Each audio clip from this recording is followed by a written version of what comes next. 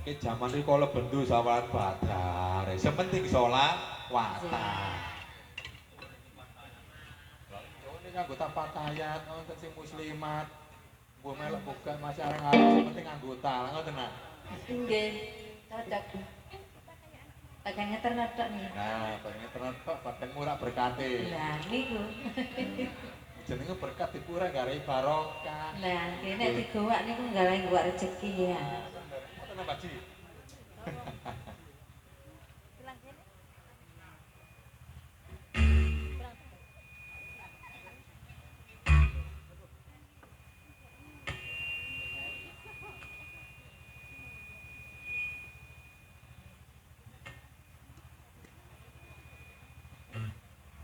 Monggo sholawat badar.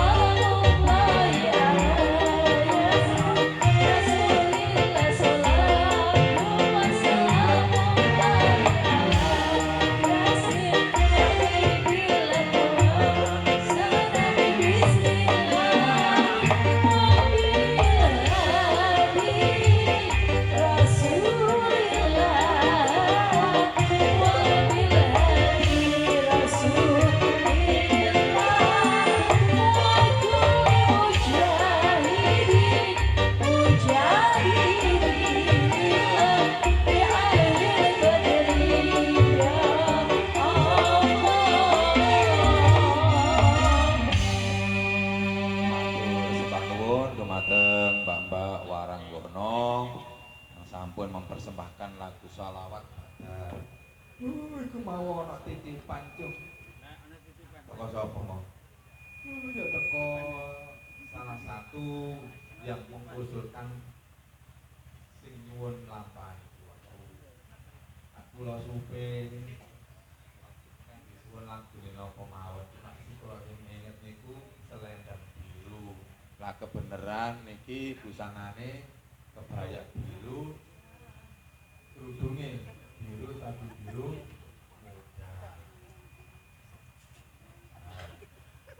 Iku wau ngaturno bumi panuwun sedaya pandemen ringgit purwa ingkang sampun nyelebuyung astra laras anggone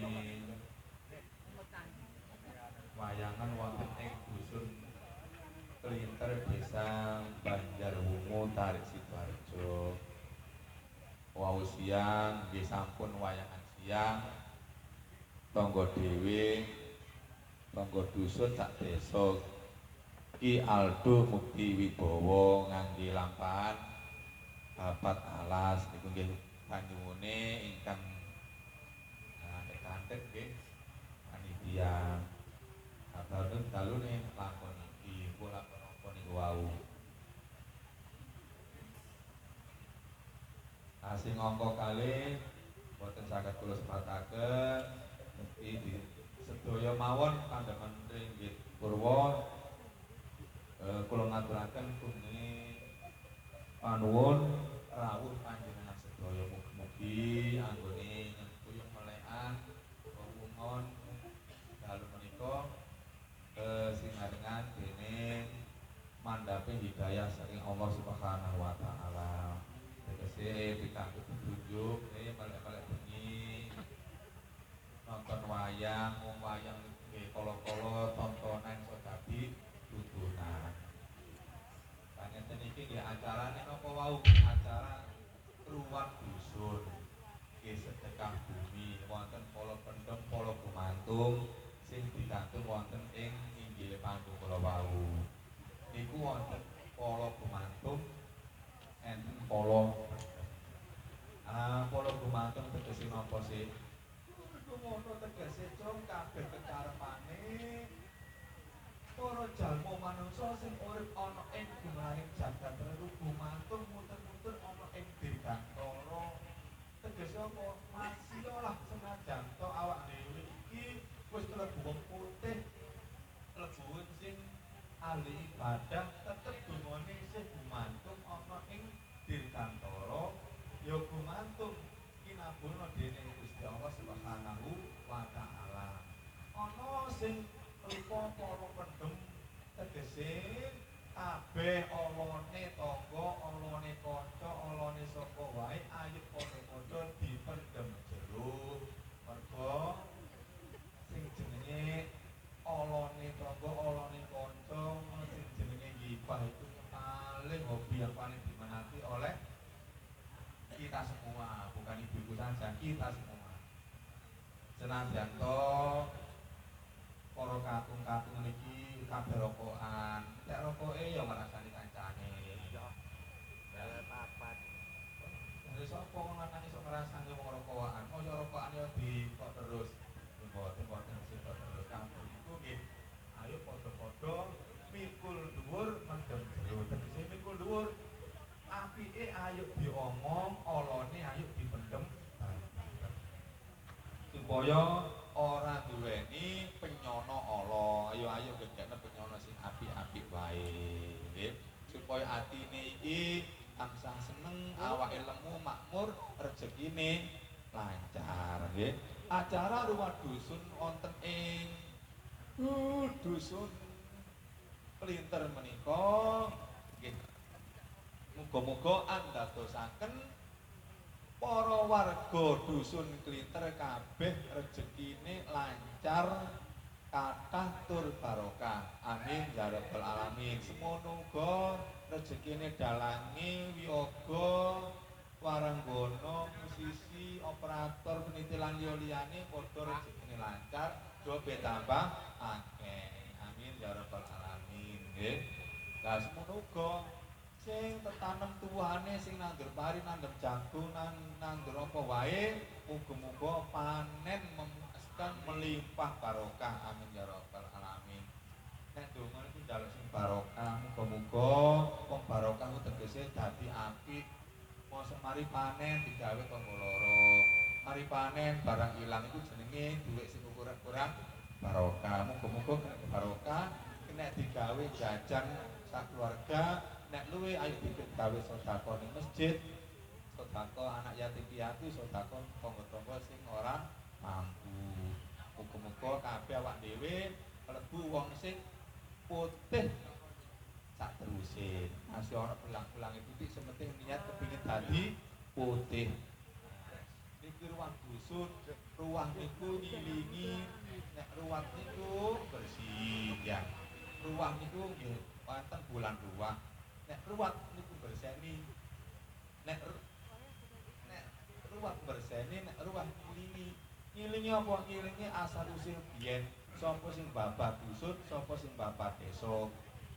Mula saka niku aja lali yen acara ruwah dusun, aja lali kirim donga marang para leluhur, utamane sing babat dusun klinter, sing paling utama malih yaiku leluhur kita sedaya, mbah-mbah, buyut-buyut, bapak ibu sing sampun sumare matur dhateng ngarsanipun Allah Subhanahu wa taala, tegese dipun sepuro dosane, dipun tampa amal saene. Amin ya rabbal alamin. Minangkani panyuwun niku wau nggih ingkang nyuwun lampahan dalu niki. Kula suke lagu sing pertama kala wau nggih dipun pinangkani lagu sing kedua mawon Selendang Biru. Monggo kula urut mawon. Nah niki Mbak Ratna wau sampun sing tutup kantos mulai sing kedhe dhewe kula Mbak Sulis, Mbak Ros sing minangkani Selendang Biru. Pun kampun diganti kudu biru lho nggih. Pancet selendang biru. Kalau nggih. Nggih langsung mawon. Ono khusus. Selendang biru.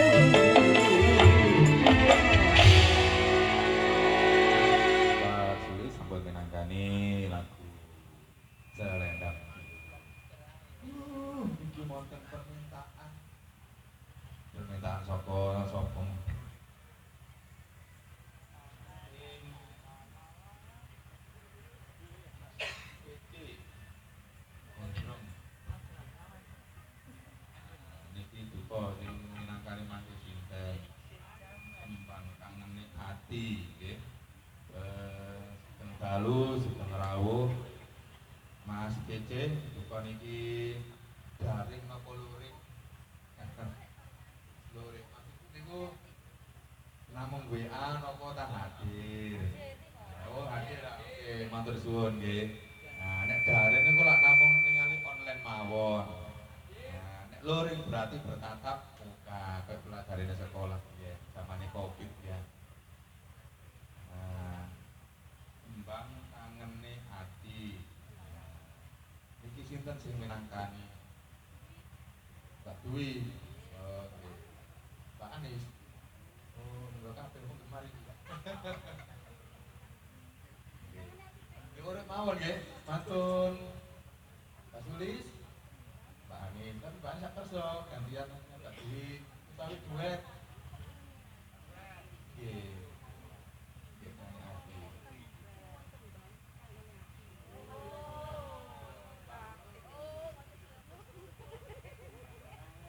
Sana tembang kangen Mbak Dwi lho ya.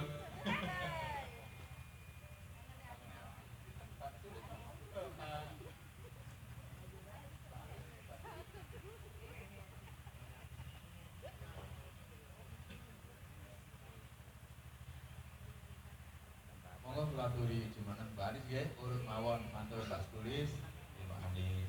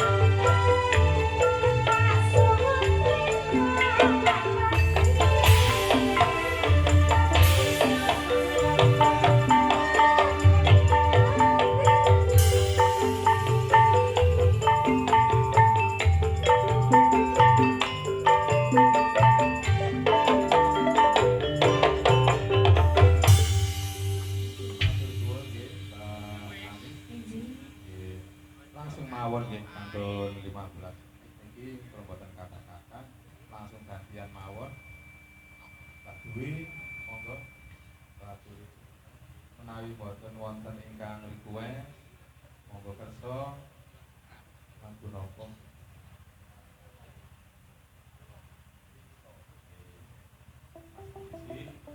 Lilo monggo Mbak Dewi Kulaturi jumeneng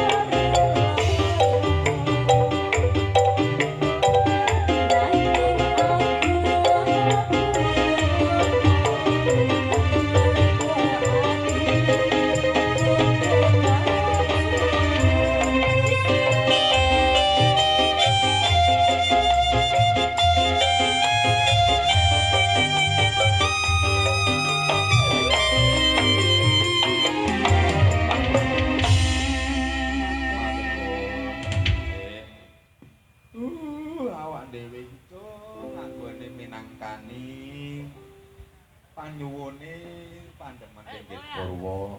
Lah iku mau wis nyampe Mbak Dwi nggih ingkang dereng. Matur nuwun nggih rawuh Mas Beceng. Iku wau melam. Nggih matur suwun.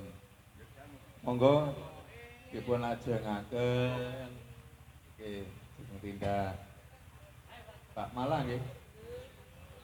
Malah mangke terakhir Mbak Riana kali Mbak Arus. Lihat. Apa langsung 3 niki? Nggih. Langsung mawon nggih. Nggih. Nggih. Monggo Mbak Arus, Mbak Riana sama Mbak Malah. Kalau urus sing arep iku mawon nggih. Nggih. Langsung mawon sing ajeng mawon Mbak Malah asik. Monggo bebas mawon lagu niki. Karena judul bebas niki.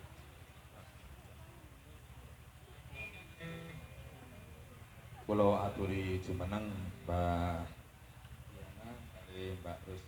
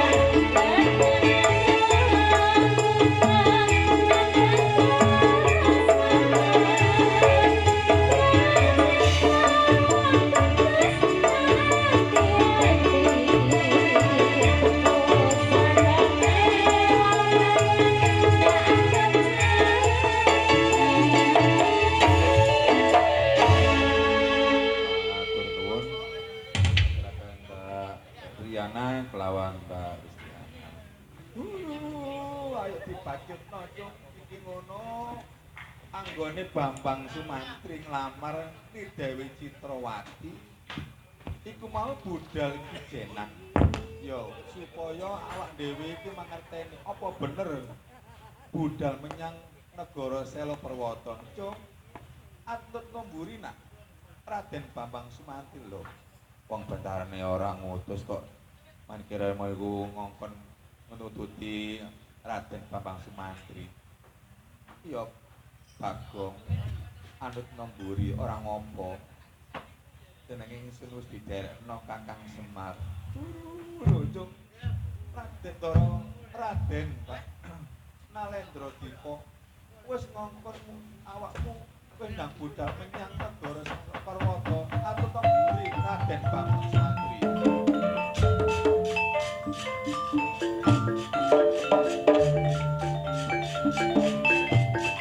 Kula nuwun agunge ide palilah. Nuwun tambahi pangestu nggih Dara Nalendra Dipa. Kula badhe atut duwe nganteni marang Bambang Sumantri. Iya Bagong tapanipun muga sliramu atus saka bebaya atus kebalan. Matur nuwun Dara Nalendra Dipa.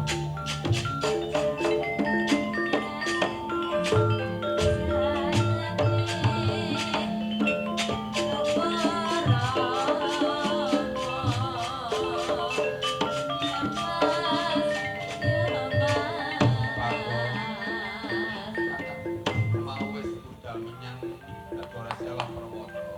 Kakang Semar anu tamburi marang jeneng ingsun. Jeneng sing dibakal arep tetep ana sawijining petilasan kanggo ngenteni tekane Raden Bambang Sumantri. Kula anut buri.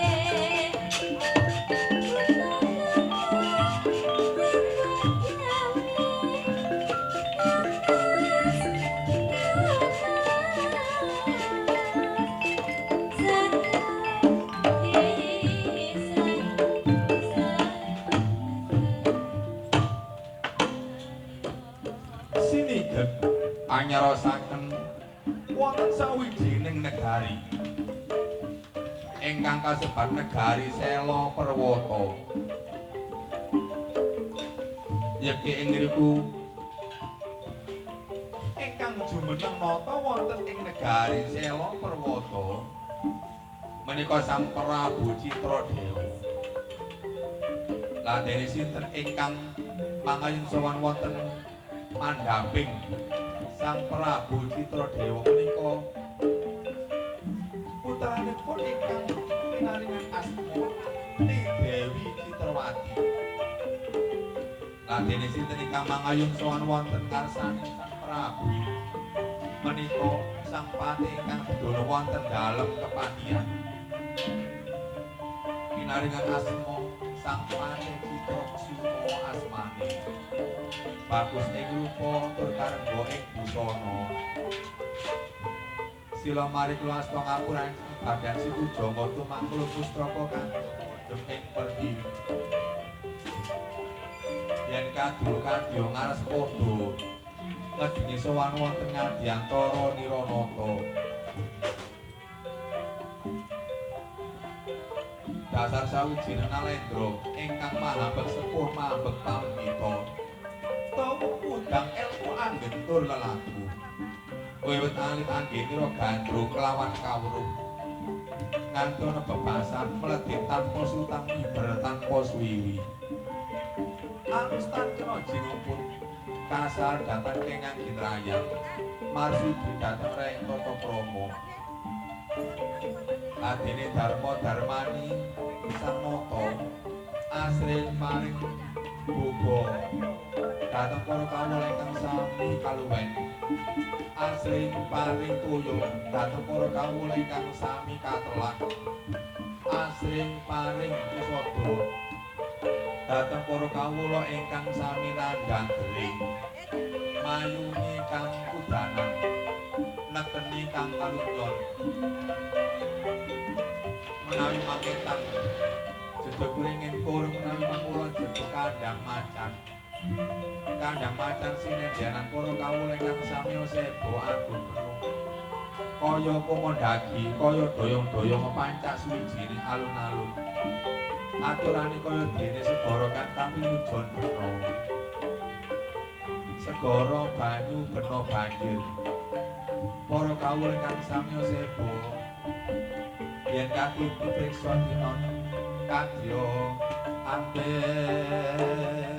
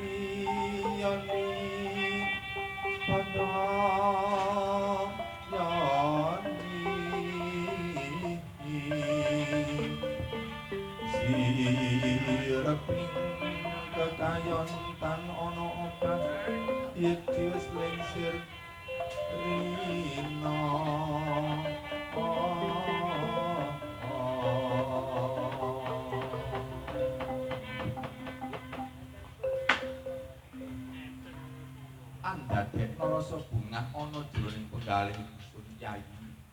Apa maremane nganti semono kahanane. Ora ya panjenengan ingsun duki aneniti ambering para kawula.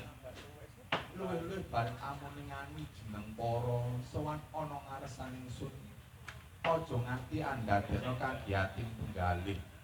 Sun periji panggone ijohan pangwati kene.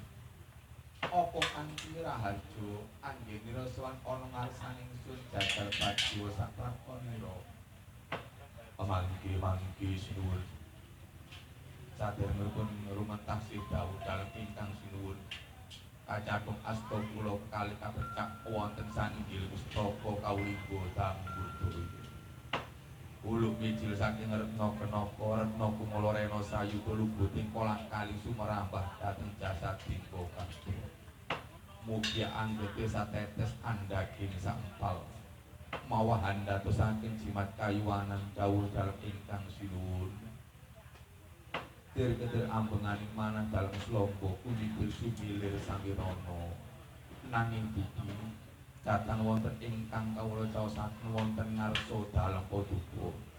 Kejawi sembah sungkem pangabekti kula mugi kunjuk Manungsa dalem punika sinuwun Prabu Citradewa Ratu Negari Selaperwata. Oh iya iya. Tak tampa kanthi gawaning penggalih. Ora liwat puja pangesta manungsa uga tampanana ya. Kyai Citrakusuma mangestaken dawuh kula tampi muga andhatosaken caya nur cahya anggenipun nganggesang wonten ing gumlaring jagat raya. Adi Citrakusuma wonten dawuh timbali wontenipun ingkang rayi Citrakusuma Koko Prabu. Dina iki ana sing tak pikir yaiku si putra iki ya putra keponakan para si Citrawati iki wis wayahe dhateng Rama. Lah sing ngresakno kok ya akeh nanging menapa Koko Prabu. Nanging sing ngresakno kok kaya-kaya tah turune Dedak Braham. Kaya-kaya ratu sing angkara murka. Lah iki sawijining ratu sing sekti mandraguna digaya ndarbeni ilmu kang linuwih yaiku ratu saka negara Windarba yaiku Prabu Darmawasesa. Prabu Darmawasesa iku agul-agule para raja, para ratu. Mula kasebat Raja Sewu. Mula saka iki kaya-kaya dewa iki arep nglamar. Inggih menawi umpamiya Raja Sewu menika badhe nglamar putra keponakan ingsun Citrawati inggih panjenengan tanggel dikemawon. Menawi piyambakipun nampi ugi kersa inggih panjenengan tampi mawon Koko Prabu. Kula pangkon ya panemu inggih Citrawati. Inggih Kanjeng Rama. Paling wontenipun ingkang putra Citrawati Kanjeng Rama. Umpama sliramu den lamar Raja Sewu saka negara Windarba Prabu Darmawasesa, apa sliramu gelem? Menawi Kanjeng Rama nglilanti nggih kula purun kemawon. Umpama sliramu iki den lamar dening ratu kang angkara murka, menawi Kanjeng Rama kersa inggih kula purun kemawon.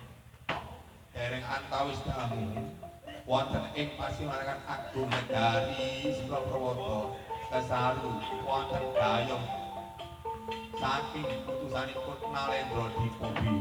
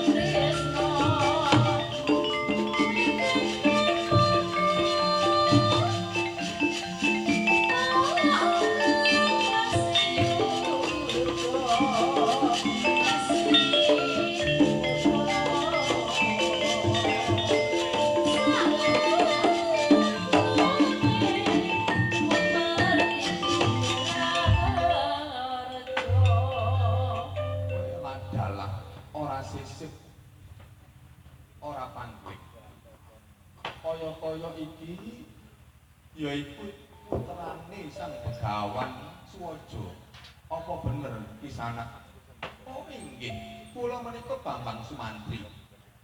Putranipun Kanjeng Rama Begawan Suwaja. Apa sliramu deweni sedya ana ing tumeka ana ing negara Sela Perwata. Oh inggih. Kula menika wonten sedya ingkang arupi badhe nglamar ni Dewi Citrowati. Kowe yalah dadi sliramu arep nglamar. Kanggo sapa nak? Inggih kangge Raden Nalendra Dipa putranipun Sang Prabu. Sang Prabu Kertawirya. Ratu Jagat Dewa Kang Mas Bungkara. Ya iki sing tak enteng. Pira-pira nak Bambang Sumantri sing nglamar Citrawati yaiku akeh para ratu saka negara liya nanging tak sawang-sawang kaya terang krune tedak brana. Tasih tak arepno iki putriku yaiku Citrawati den lamar dawuh Sutani Krama kelawan sawijining satriya utawa ratu sing tedak sumur besing madu. Tegese terang turune wong becik. Oh inggih. Pitur pamanggih kula Raden Nalendra Dipa menika salah sawijining ratu sawijining satriya ingkang sumur rebesing madu. Amargi putranipun Sang Prabu Kertawirya. Mangko dhisik ya Sumantri kaya-kaya ana sing bakal nglamar man Raja Sewu yen sing ketemu arep boyong yaiku Citrawati menyang negara Maespati. Oh mboten kula boten Maespati. Kula badhe temake kelawan Nalendra Dipa. Mangke bakal bidal sareng-sareng den karek kelawan Garudara Miyang. Oh iya, yen mengkono sirnakno Raja Sewu ku sing dadi pepalangku anggone boyong Citrawati. Oh inggih kula saguh badhe gawe patine Raja Sewu sing dadi pepalang laku jantraning Nalendra Dipa anggonipun dawuh Sutani Krama kelawan Dewi Citrawati.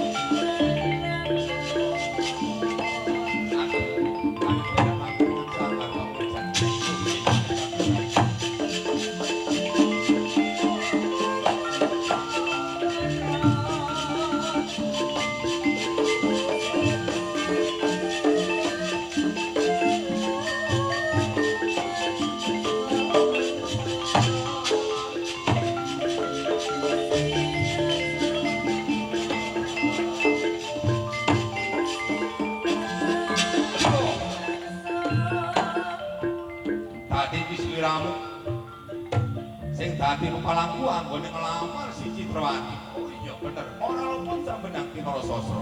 Aku bakal boyong iki Dewi Citrawati. Bakal tak temokake kelawan Raden Nalendra Dipa. Bakal dawuh Sutani Krama kelawan Nalendra Dipa ana ing negara Maespati. Bangsat. Sapa jenengmu? Bambang Sumantri kang dadalan Gusti sapa? Aku Raja Sewu. Penguasaan para ratu sau pengire jagat raya. Tadi ngono yen ngono sliramu kepengin boyong Dewi Citrawati. Yo. Kawinan pati. Apa sliramu sing tak gawe pati?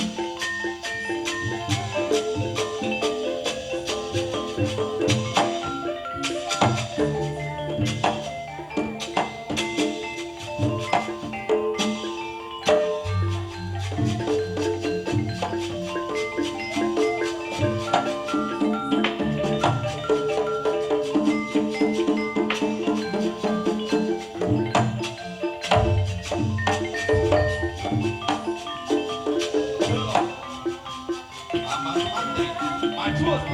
Bakal tak jejut ing sliramu.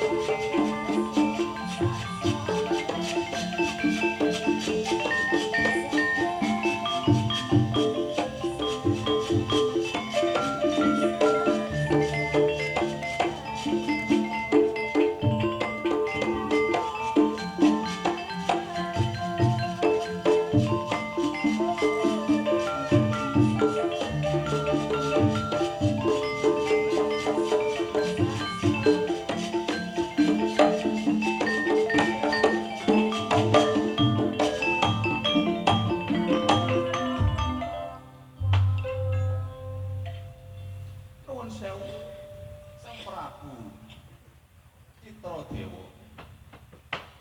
Sampun kula asuraken Raja Sewu ingkang dados pepalang kula anggonipun boyong ni Dewi Citrawati. Oh iya. Yen sliramu wis bener-bener gawe patine, apa maneh gawe pelayune Raja Sewu saka negara Windarba, Sang Prabu Darmasesa. Sliramu wis bisa boyong kananing putriku yaiku Ni Dewi Citrawati. Putrining Mbok Rama Citrawati melu Bambang Sumantri nak.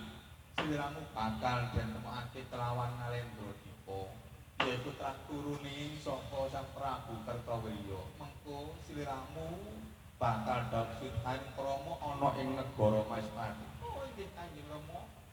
Mangkaken kula nggih mangestoaken dawuh monggo Raden Bambang Sumantri kula nderekaken gurike mawon dhateng panjenengan.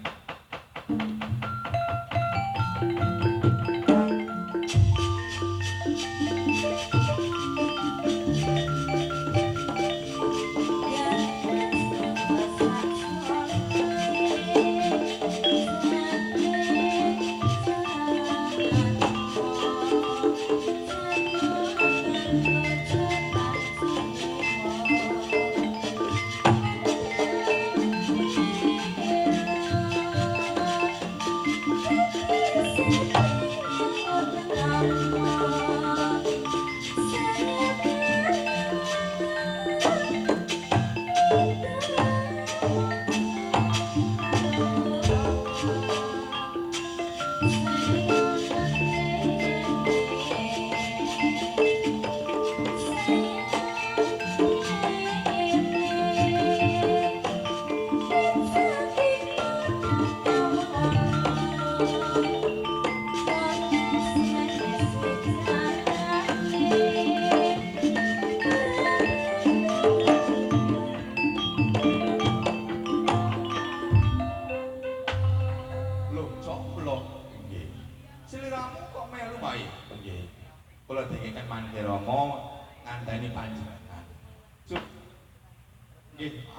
supados kula namung nganteni kemawon mbok menawa panjenengan wonten napa-napa sajroning margi. Ora ana apa-apa jomblo. Iki Dewi Citrawati wis dak boyong marang Nalendra Dipa.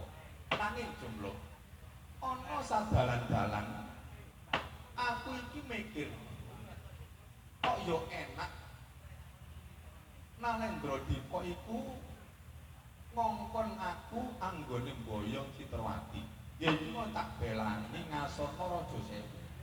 Ratu sing den wedeni dening para ratu ing saubeng ingire jagat raya.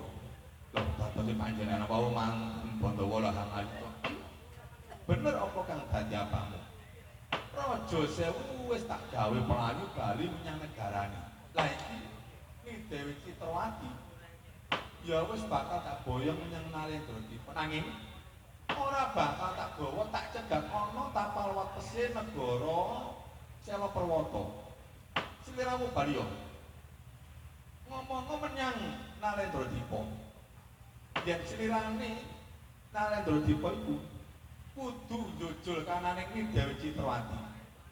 Ora kok dak ajak perang kanggo rebut marang Dewi Citrawati. Aku wis sumpah marang jeneng ingsun dhewe. Aku ora bakal dawuh Suntani Krama. Aku mung arep ngengker menyang negara Mahespati.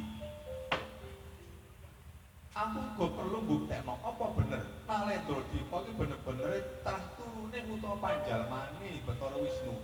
Yen pancen bisa ngasorake Bambang Sumantri, aku bakal bener-bener ngengker. Ora kok ngengker menyang Sang Prabu Kertawirya. Aku bakal ngengker menyang Nalendra Dipa. Oh, nggih nek ngoten nggih kula bakal badhe. Mari pirsa dateng Ratu Nalendra Dipa.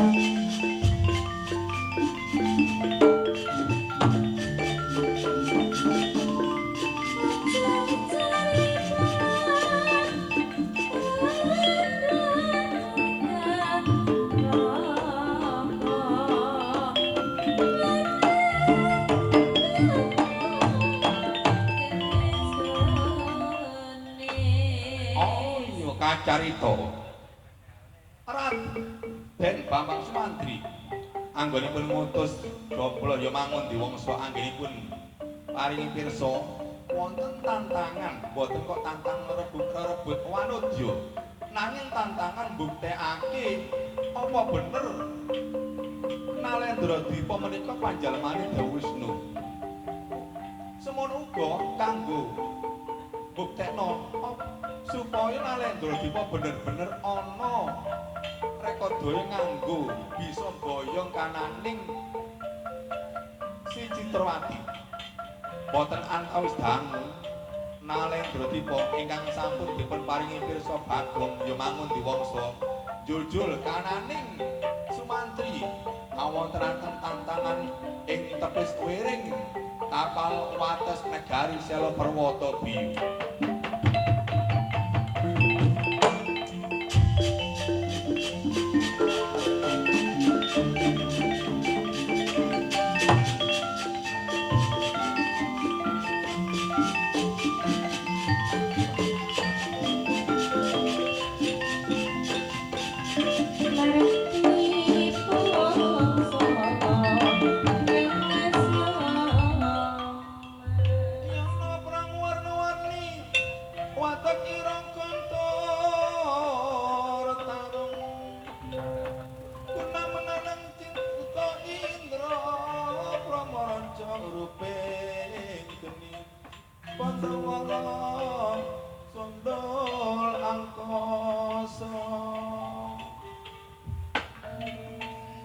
Apa bener Bambang Sumantri nganakno tantangan marang jeneng ingsun? Oh iya, aku mau ngongkon kananing mangun diwangsa. Menehi weruh marang Nalendra Dipa.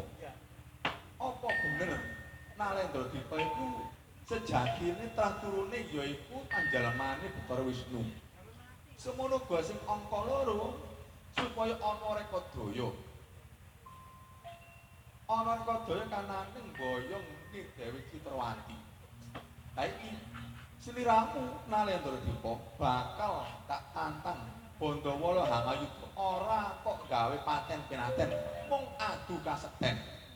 Yen wis ana sing unggul, ana sing kalah. Umpama aku sing kalah, aku bakal ngenger marang Prabu Kertawirya, semono uga ngenger marang sliramu. Nanging yen sliramu sing kalah, aku ora bakal ngenger menyang negara Maespati. Aku bakal ngupadi kananing trah turuning Bathara Wisnu liyane. Semono uga sliramu kudu njaluk pangapura marang jeneng ingsun amarga wis ora ngomong sejatine sliramu trah turuning sapa. Oh iya, sliramu dodol aku sing truku. Dina iki sliramu bakal ngenger bener-bener marang jeneng ingsun.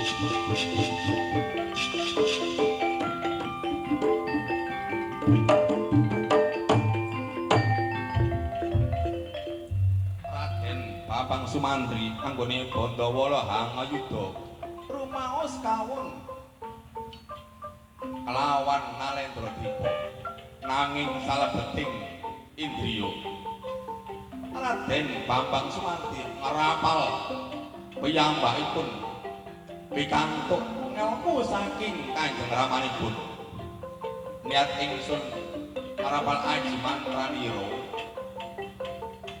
boten antawis dangu Raden Bambang Sumantri wigar sawijining toya biyu.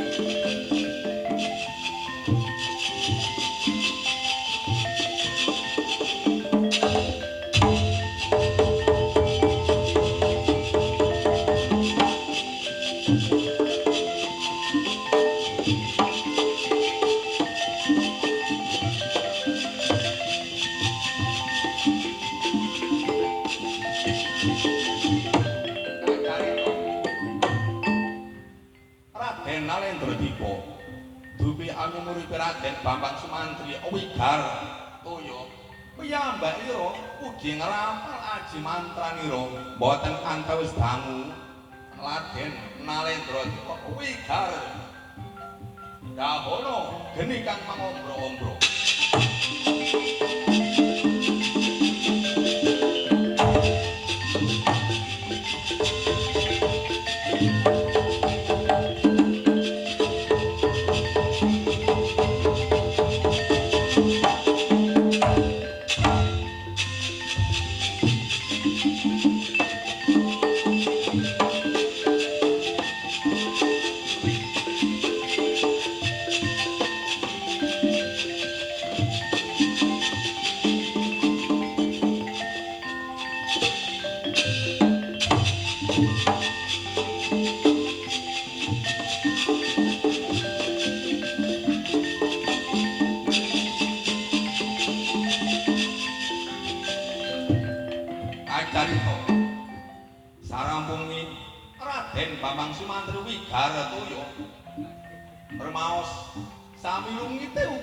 dibayani saknalika sumadya ngrapal aji mantranira Wigar Adhar Dranawa Sagirisuta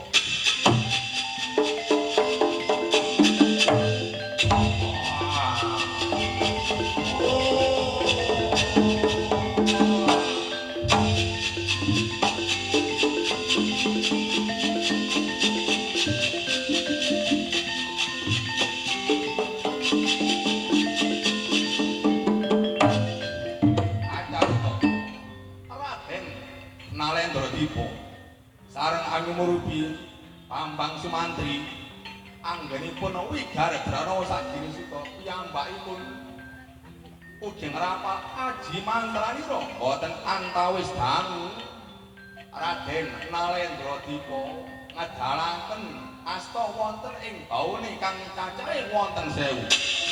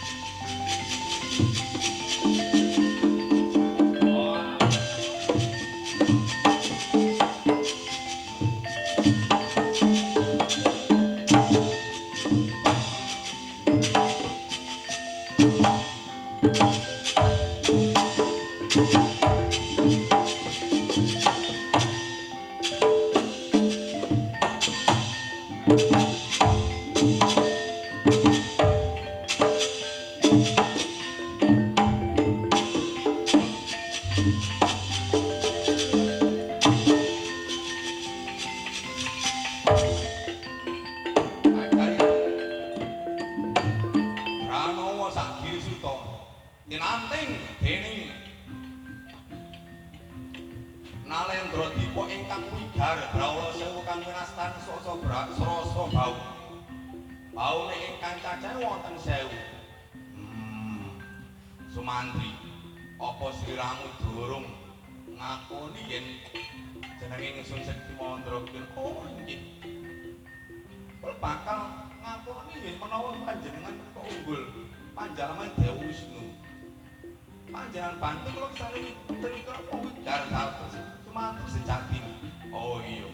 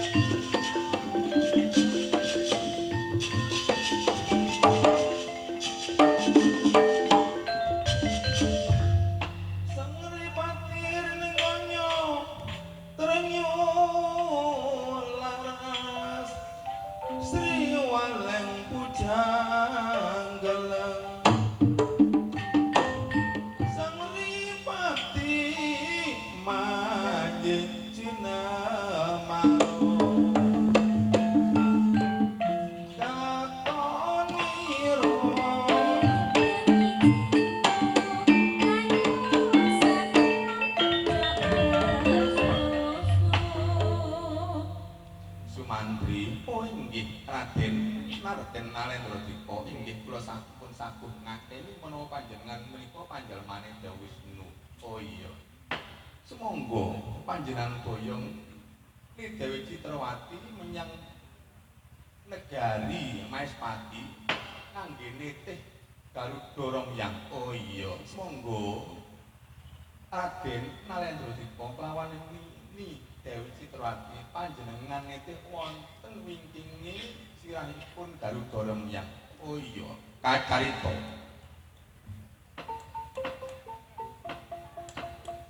Nalendra Dipa kelawan ni Dewi Citrawati den boyong menyang negari Maespati nitih Garuda Romyang wonten ing inggile sirah Radene wonten ing jonggone menika Raden Bambang Sumantri wonten ing bawa tengene Garuda Romyang mriku para wiyaga para waranggana ingkang sampun damel regenging acara Raden wonten ing bawa kiri mriku den titi para widodara para widodari para hapsara karo hapsari lan nanging wonten ing butute sinten ingkang nitih menika para juru masak juru porang-porang juru resik reget sakenalika Raden Nalendra Dipa ni Dewi Citrawati kelawan Sumantri nitih wonten ing inggile Garuda Romyang.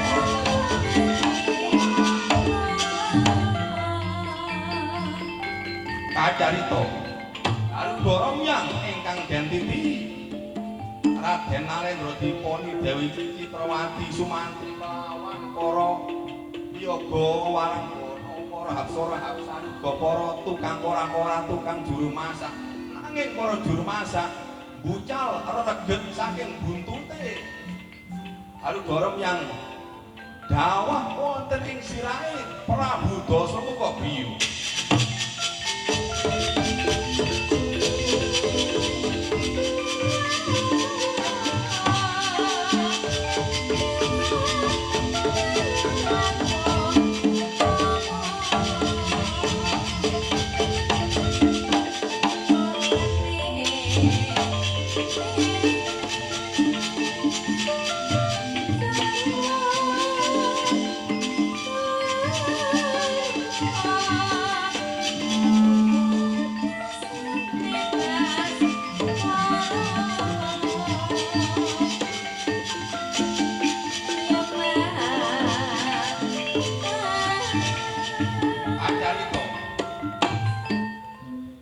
Prabu Dasamuka ingkang saweg rumakan kelawan togok wonten ing tebis wiring negari Ngalengkadraja jelalah wonten ing inggil dirgantara wonten reget ingkang dawah dawahi sirahe Prabu Dasamuka andhatosaken bebendu dan bledik wonten Garuda ing dhuwure dirgantara den jagur dawah wonten ing inggil Partiwi.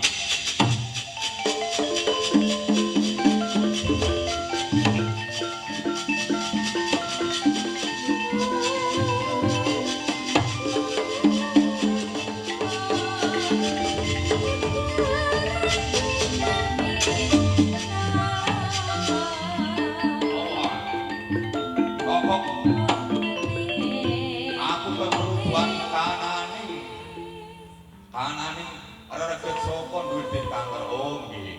Menapa panjenengan boten pirsa? Menika Garuda Romyang ingkang boyong ni Dewi Citrawati. Sapa sing boyong? Nalendra Dipa kelawan Bambang Sumati. Ih, dalah kurang ajar. Bakal tak bledek, tak jamur. Saka kayangan supaya rutuh ana ing Pantala.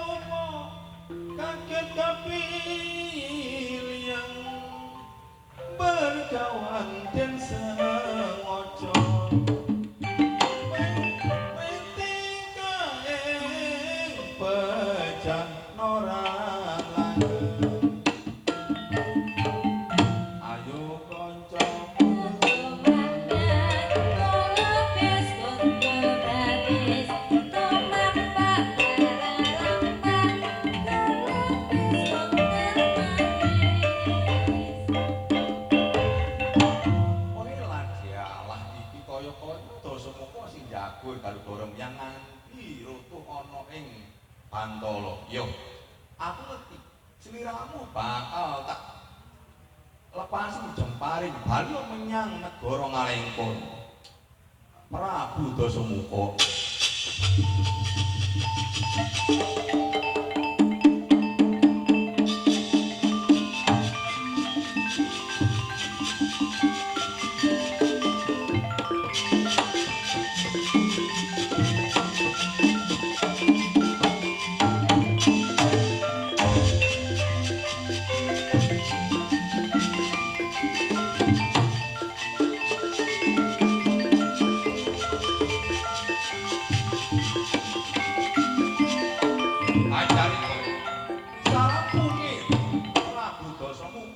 Jagur kananing Garuda Romyang den lepasing jemparing dening Bambang Sumantri ananging boten main pralaya.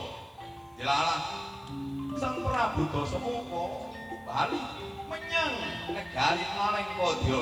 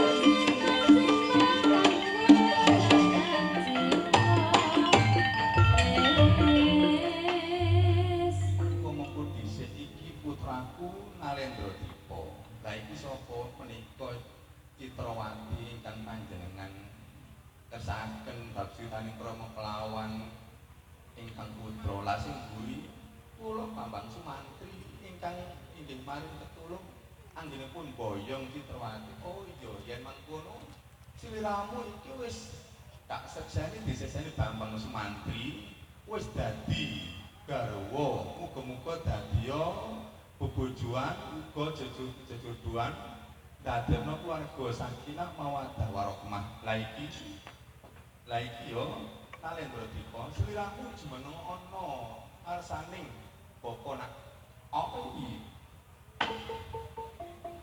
sarampunge den dhawuhaken kelawan Citrowati Nalendra Dipa dipun jumenengaken gantos palenggahan Kanjeng Ramani.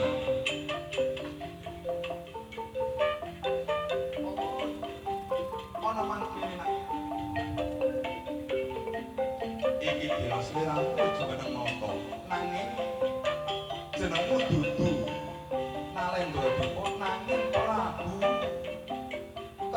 Arjuna Wijaya ya Arjuna Sasrabahu nanging anggone menawa ana ing Maespati sliramu jejuluk Sang Prabu Arjuna Wijaya ya Arjuna Wijaya bi.